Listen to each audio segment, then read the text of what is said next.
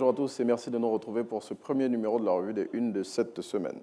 L'armée ivoirienne ne se sent concernée ni de près ni de loin par les accusations de tentatives de déstabilisation alléguées par le chef de la junte nigérienne.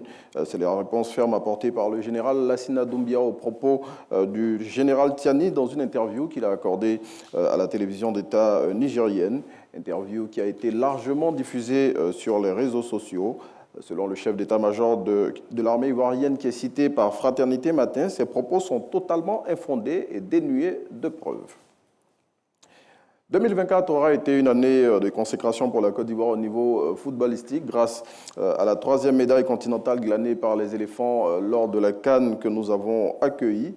Cette compétition qui nous a fait passer par toutes les émotions a réveillé, selon le patriote, la fibre patriotique des Ivoiriens, du chef de l'État Alassane Ouattara aux athlètes, en passant par le vice-président de la République, le chef du gouvernement ou encore le coach Faye Emers.